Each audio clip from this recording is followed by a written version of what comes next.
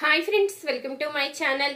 మారువేషంలో వెళ్లి సామంత అనామిక ఆడుతున్న నాటకాన్ని బయటపెట్టిన కనకం, అరెస్ట్ అయిన అనామిక, నిర్దోషిగా విడుదలైన రాజు.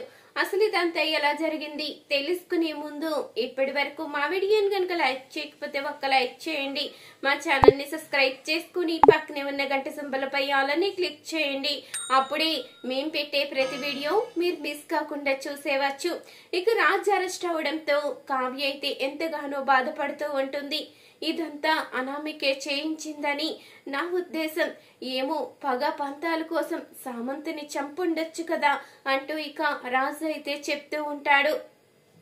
ఇదంతా ఇలా జరుగుతూ ఉండంగానే మరొక వైపు అనామిక అయితే ఎంతో సంతోషంగా మురిసిపోతూ ఉంటుంది.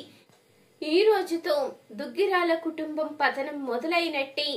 రాజ్ ఎప్పటికీ బయటికి రాలేడు. నేనుండగా బయటికి రానిచ్చే ప్రసక్తే లేదు.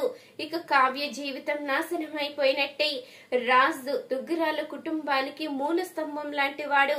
ఇప్పుడు రాజు గనుక లేకపోతే ఖచ్చితంగా స్వరాజ్ గ్రూప్ కంపెనీ పడిపోతుంది, దుగ్గిరాల కుటుంబం పతనం అయిపోతుంది అంటూ ఇక అనామిక అయితే తన మనసులో అనుకుంటూ ఎంతగానో మురిసిపోతూ ఉంటుంది. మరొక వైపు ఇక కావ్య అందరూ కూడా ఎంతగానో బాధపడుతూ ఉంటారు. రాజ్ ఏ తప్పు చెయ్యకపోయినా ఎందుకు వాడికి ఇలాంటి శిక్ష పడింది అంటూ ఇంద్రాణి అంటూ ఉండగా, ఏం చేస్తాం చిట్టి, మన కుటుంబానికి ఏదో గ్రహణం పట్టినట్టుంది. ఒకదాని తర్వాత ఒక కష్టం వస్తూనే ఉంది.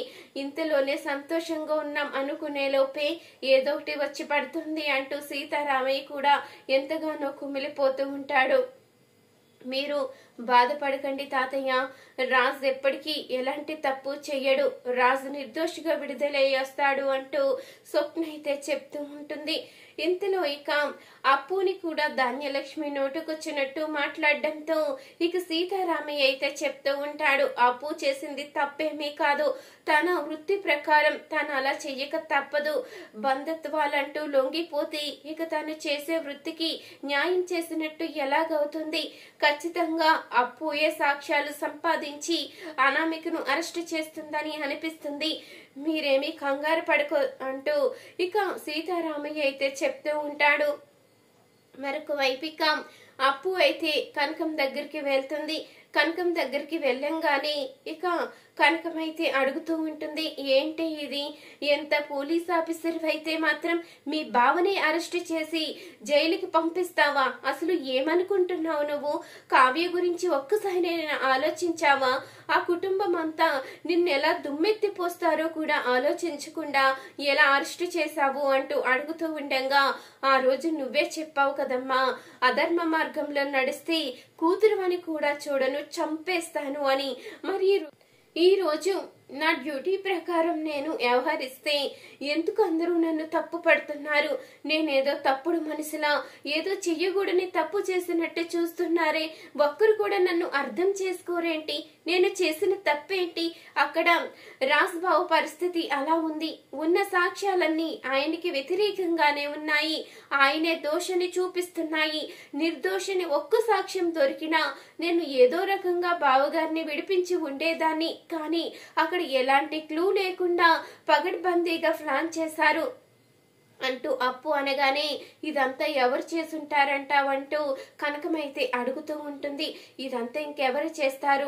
ఇదంతా చెయ్యవలసింది ఒక అనామిక తప్ప ఇంకెవరికి అలాంటి అవసరం లేదు అంటూ అడుగుతూ ఉండగా, మరి ఆ సామంతిని పెళ్లి చేసుకుంటాననే కదే వాడి చుట్టూ తిరిగింది. అలాంటిది సామంతిని చంపేస్తుందంటావా? నాకెక్కడో ఏదో అనుమానంగా ఉంది. మొన్న నందగోపాల్ అనే వాడు కూడా చచ్చిపోయాడని నమ్మించి మోసం చేసినట్టే ఇప్పుడు సామంత్ కూడా చనిపోయాడని నమ్మించి మోసం చేసి ఉండొచ్చు కదా. ఆ విధంగా ఎందుకు ఆలోచించడం లేదు అంటూ కనకం అంటూ ఉండగా, నేను కూడా అదే ఆలోచిస్తున్నాను. ఖచ్చితంగా సామంత్ ఎక్కడున్నాడో తెలుసుకోవాలి. సామంత్ బతికే ఉంటాడని నాకైతే అనిపిస్తుంది. ఇదంతా కేవలం అనామిక ఆడుతున్న నాటకం అని కూడా అనిపిస్తుంది. నేను ఎలాగైనా నిజాలు తెలుసుకోవాలి, అందుకే నీ దగ్గరికి వచ్చాను అంటూ అప్పు అనంగానే నేనేం చేయగలని అంటూ కనకమైతే అడుగుతూ ఉంటుంది. ఏమీ లేదమ్మా, నువ్వు మారువేషం వేయడం నీకు అలవాటే కదా, మారువేషంలో అనామిక ఇంటికి వెళ్ళు, అక్కడ ఏం జరుగుతుందో తెలుసుకో. ఖచ్చితంగా సామంత్ ఆ ఇంట్లోనే ఎక్కడో దుక్కున దాచిపెట్టి ఉంటుంది. ఎందుకంటే సామంత్ చనిపోతే ఆస్తి మొత్తం తన పేరున రాదని తనకి తెలుసు. ఆస్తి మొత్తం తన పేరున వచ్చే వరకు ఆ సామంతిని మాత్రం ఏమీ చెయ్యదు అనామిక.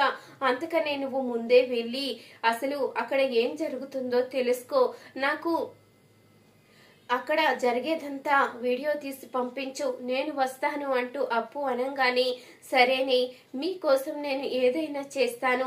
ఒకవేళ ఏదైనా క్లూ దొరికితే ఇటు నీ మీద పడిన నిందా పోతుంది, అటు అల్లుడు గారు బయటికి వస్తారు, కావ్య జీవితం బాగుంటుంది, నేను వెళ్తాను అంటూ ఇక కనకం అయితే మారు వేషంలో అయితే వెళ్తుంది.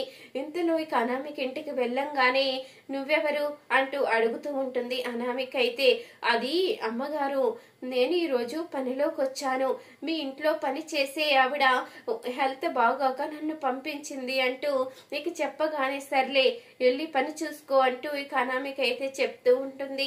ఇక కనకమైతే వంటగదిలోకి వెళ్ళి పని చేస్తూనే వీళ్ళనైతే గమనిస్తూ ఉంటుంది.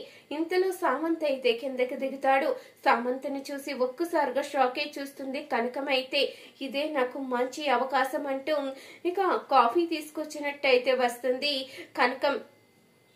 ఇక సామంత్ అనామిక ఇద్దరు కూడా మాట్లాడుకుంటూ ఉంటారు. సరే కాఫీ ఇచ్చావు కదా, పక్కకి వెళ్ళు అంటూ ఇక అనామిక అనంగానే కనకమైతే ఆ పక్కనే చూడకుండా నుంచుని ఉంటుంది. ఇంతలో ఇక అనామిక అయితే చెప్తూ ఉంటుంది, మనం అనుకున్నది అనుకున్నట్టు జరిగింది, రాజు అరెస్ట్ అయ్యాడు. రాజు గనుక కంపెనీలో ఎండీగా లేకపోతే ఖచ్చితంగా కంపెనీ కుప్పకూలిపోవలసిందే, ఆ కంపెనీ మన చేతికి రావాల్సిందే, మన చేతికి మట్టంటకుండా అనుకున్నది మొత్తం జరిగిపోతుంది అంటూ అనామిక అనంగానే ఇప్పుడు నువ్వు చేసేది బానే ఉంది, కానీ నేను బయటికి వచ్చిన మరుక్షణమే మళ్ళీ రాజు విడుదలైపోతాడు కదా అంటూ ఇక సామంత్ అయితే అంటూ ఉంటాడు. నువ్వు బయటికి వస్తే కదా రాజు విడుదలవ్వడానికి, నువ్వెప్పటికీ బయటికి రావు కదా అంటూ అనామిక అనంగానే అదేంటి అలా మాట్లాడుతున్నావు, ఎప్పటికీ బయటికి రాకుండా ఎలా ఉంటాను అంటూ ఇక సామంత్ అయితే అంటూ ఉంటాడు.